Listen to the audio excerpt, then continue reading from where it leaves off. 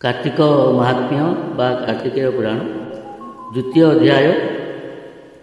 श्री भगवानुवाच दूरे निषाद गण थिले पलाई संदेश कहिले पति पियर हत शुणी से चंद्रा हतुर घरणी विकले करई रोदन हेबि कलु तू एसन पिता गृहस्थ एका बेले निधन मोर पाप पड़े गृहे मोर कही नाही केमते धरिबि मु देई स्वभावे अल्प बयस विपद पड़िला अशेष पड़ू मोहर कर्मफल प्रभातु अस्त गला बेल घोर गहन बने रखी दैव नेला बेनी आखि बुद्धि तो नदी सही आउ दिक मोहर जीव जाऊ केमते सरीब बहुदिन भविता तुमर जीवन क्षणे न देखु मोर दुख एवे तो होइली निरक्ष मंदिर शून्य हेवा आसे मते न देई अन्य देशे परकु मोर गृहे करी पालिल प्राण प्राय करी मते ताहांकु विवाह देला एके एबे संगते घेनी गला अनाथ करी गला मते मु जानती स्वामी को संगते उभय कुल ज्ञान शून्य के देव जल तीर दान प्रत्यके पवित्र करिब एणु रखिबि मोर जीव एमंत भावी गुणवती शोक संभाली हेला शांति संसार भाव मने गुणी सर्वसत्य प्राय मणि विष्णु लीला सर्वदेही ता बिनु अन्य गति नाही तेणु होइबि अनुगत एबे सारिबि प्रेतकृत्य पिता पतिंकी गति देई शरण जीवी लक्ष्मी साई एते विचारी द्विज नारी विप्रवचने क्रिया करी निस्तारी बेनी कूल जन गृहे ताथिला जेते धन से देश राजा तानेला तेणु ता रक्षक नथिला अन्य ब्राह्मण जने हुड़ी दाने हारिल डिहवाड़ी ता देखी देव शर्मा सुता मने न कला किछि चिंता विप्रंकु मागी प्रिय गणे सन्निधे रचि गृह कोणे भिन्न करिण द्वार काटी ताल बरडा कला ताटी आवर पोषणे जीविका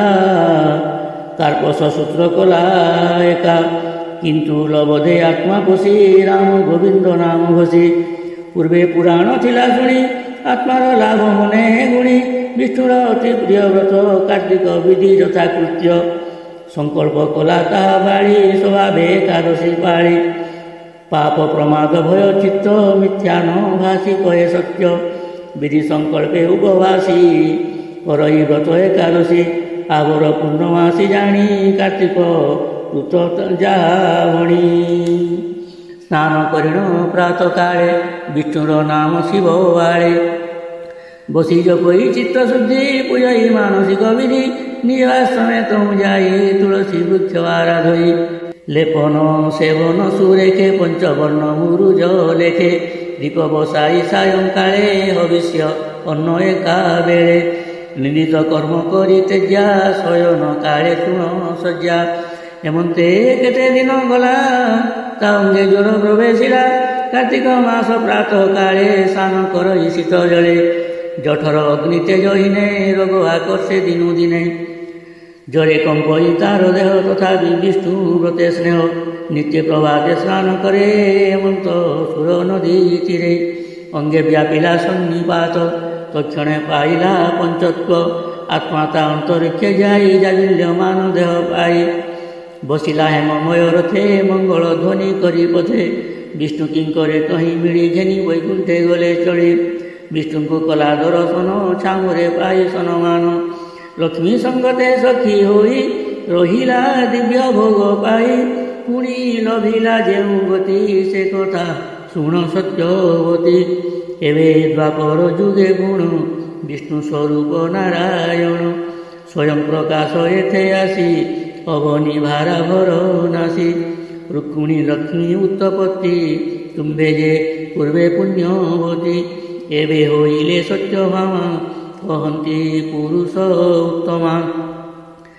जे चंद्र होत्र दियवर सेवे भकत क्रूर जे देव शर्मा तुम्भ तात सेवे नामे सत्राजित जे तुम्भ पालित तुलसी से कल्पद्रुम हेला आसी ए धर्म तुम्भ फल करी नासिल बेनिकूल कार्तिक व्रत फलश्रुति जेणु मु तुम्भ प्रिय अति पूर्वे जे करिथिल तप निशिया गमे जाली दीप तेणु संतोष कमलिनी तुम्बे जे तांको शपथणी मने न घेन अहंकार प्रसन्ने देइछन्ति वर कहन्ति करुणा जलधि पद्मपुराणे जटा विधि कार्तिक महिमा वर्णने उत्तर खंडे विद्यमाने शुणी संतोष सत्यवती